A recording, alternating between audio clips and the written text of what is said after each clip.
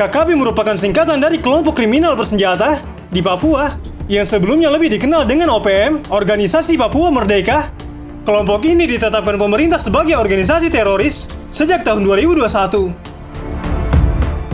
Anggota KKB melakukan berbagai macam kejahatan seperti kekerasan, penggunaan senjata mematikan, bahkan pembunuhan.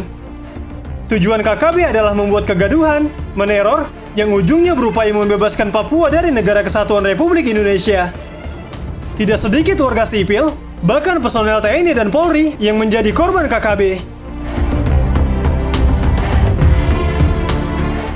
Berdasarkan sejarahnya, kelompok yang juga dikenal sebagai KKSB atau kelompok kriminal separatis bersenjata dan KSTP, kelompok separatis teroris Papua, sudah ada sejak tahun 1963. KKB juga disebut berasal dari Tentara Pembebasan Nasional Papua Barat atau TPNPB yang merupakan sayap militer dari OPM, sehingga kerap disebut TPNPB OPM. Sejak tahun 2012, kelompok ini dipimpin Goliat Tabuni. Jika Goliat Tabuni menguasai Puncak Jaya, ada pula Purwenda di Lani Jaya dan Richard Hans yang berbasis di Papua Nugini. Sampai pada akhirnya muncul dua kelompok lain, yaitu Kelly Kwalik yang bertempat di Mimika dan Egyanus Kogoya di Puncak Jaya.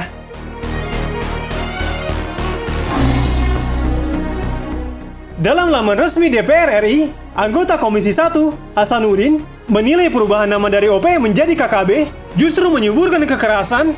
Alasannya kelompok separatis tersebut sejak dulu memang ingin merdeka, apalagi mereka memiliki trauma cukup lama di masa Orde Baru.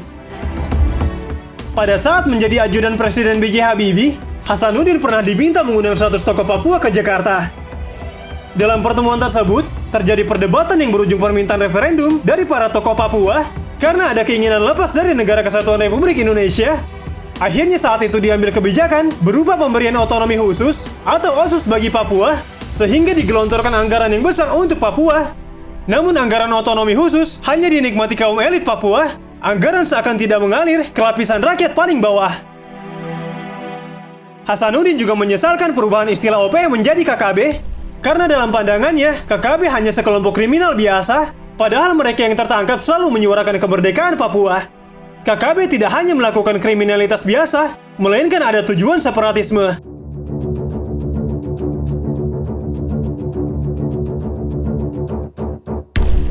Sementara itu, anggota Komisi 1 DPR, Bidang Pertahanan, Yan P. Mendenes meminta Panglima TNI membuat strategi khusus untuk menghentikan kelompok kriminal bersenjata atau KKB di Papua.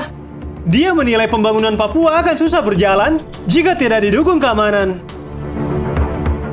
Dia menilai KKB dari waktu ke waktu, khususnya pada belakangan ini, kian intens melakukan aksinya. Banyak korban jiwa, perusakan fasilitas publik, hingga aksi teror yang membuat masyarakat takut. Dia juga meminta agar langkah-langkah persuasif bisa dilakukan terhadap kelompok KKB tanpa adanya jatuh korban.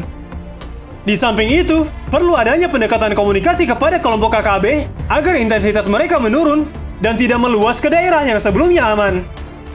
Yan P. Mendenes mengaku memiliki mimpi suatu saat Papua tidak lagi bergejolak.